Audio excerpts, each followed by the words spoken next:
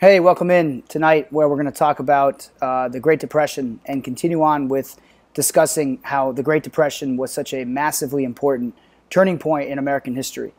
In class today, we left off with Social Security and how Social Security was such a game changer within the Second New Deal that FDR and Congress teamed up to create even greater creation. And the term that I used is the welfare state, and essentially what that term means, and we're going to go into a little more conversation about the Social Security and the welfare state tomorrow.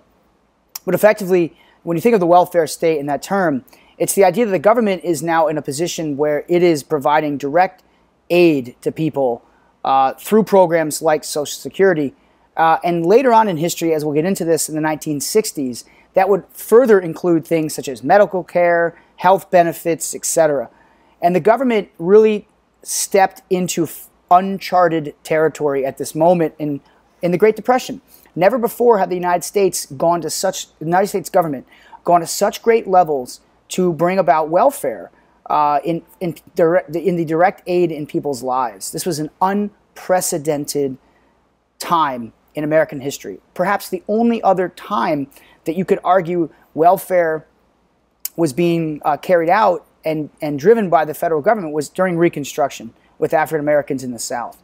But make no mistake, Social Security cements the idea that America is now truly transformed into a welfare state where the government is giving people handouts. And the handout here in this case is older people receiving a paycheck once they reach a certain age in their 60s. So this is a tremendous and radical change in American history, one that really there's no looking back. And Social Security, as we'll discuss tomorrow, remains a hot topic in American government conversation. I'd also like to now steer the conversation, for our purposes, towards looking at a political shift that happened during the Great Depression. African Americans had predominantly, and this goes back to Reconstruction, had predominantly aligned themselves with the Republican Party. The Democratic Party was the party of the Solid South. That was the party that was restricting black rights through intimidation, through poll taxes, through Jim Crow laws. And so almost exclusively African Americans supported the Republican Party. But during the New Deal and during the Great Depression, FDR and Congress, who were Democratic by nature, FDR and Congress really stepped up their efforts to provide welfare and to provide aid and relief for African Americans, especially African Americans in the Deep South.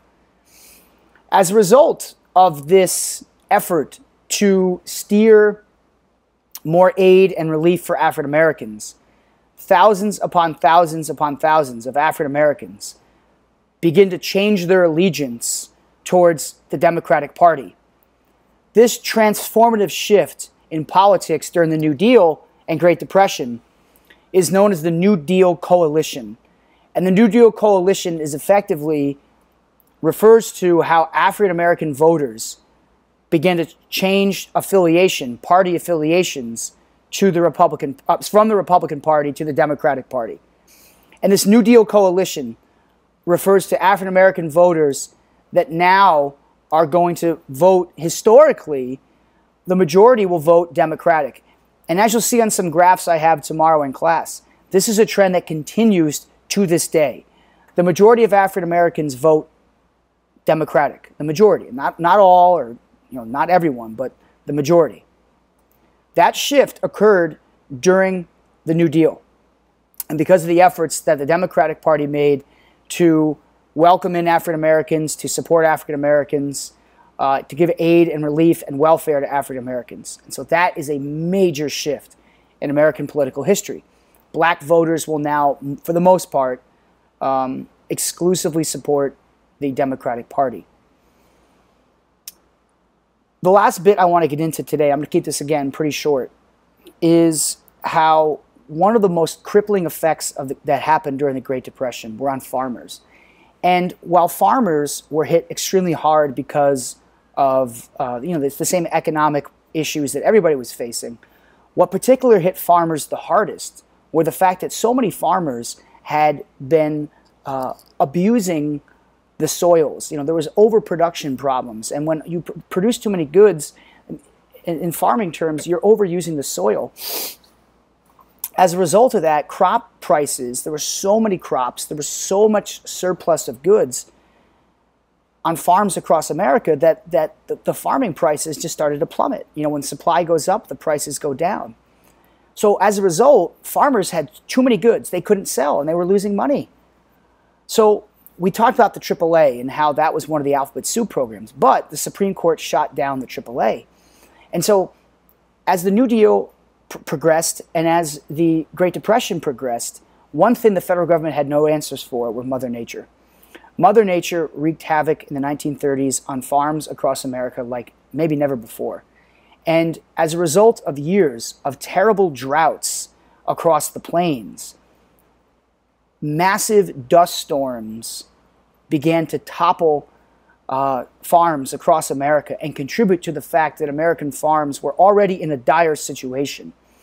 And this phenomena, this weather phenomena that was brought on by both Mother Nature and man-made problems by overusing the soil, I want to make that clear. The event that's going to trigger a huge collapse in the farming industry, known as the Dust Bowl. The Dust Bowl is going to be brought on by two reasons. One, humans overusing the soil, and two, weather. Not a lot of rain. The Dust Bowl is going to cripple farms all throughout the Midwest, all throughout the American Southwest, into Texas, even parts of Arizona. And the Dust Bowl is going to have a traumatic effect on Americans. Thousands of American farmers are going to flee west to go to California. And this is a tremendous migration that's going to occur right smack in the heart of the Great Depression. And the migrations of thousands of farmers, poor farmers, out of the South, out of the Midwest, towards California, is known as the Dust Bowl migrations. We're going to look more closely at the Dust Bowl migrations and even allow for some popular culture conversation to come into class tomorrow, because we're going to talk about one of the most famous American books ever written, that was written during the Great Depression about the plight of these Dust Bowl migrants. And I'll even share, before we check out, a lot of these Dust Bowl migrants who came from places like Oklahoma were nicknamed Okies. And Okies, you know, were Dust Bowl migrants that were fleeing their farms. And you'll see some images. Tomorrow's going to be a heavy, heavy day in here on imagery. I have a lot of photographs. I have some music even. It's going to be kind of a fun way to cover a very traumatic effect of the Great Depression. And ultimately, we're going to answer, the final question we'll answer tomorrow is what really brought about the end of the Great Depression? If it wasn't the first or second New Deals necessarily, so what was it that really ended the Great Depression? And we'll get into that tomorrow. So I'll leave you with just, again, that we're going to wrap up the Great Depression and whatnot tomorrow. And then, of course, on Friday, we have about a 30 or so minute test. I want to, again, remind you, though, how important it is that everyone has their groups picked out for Friday. I'll be releasing the topics tomorrow. And these are for your end-of-year in-class presentations that you're going to give the week before comps. So I'll leave you guys with all that information. Looking forward to class tomorrow after all today's hump day. So we're just a couple days left for this week. All right? So take care, everybody. Have a great evening. As always, remember the past shapes the future. Take care.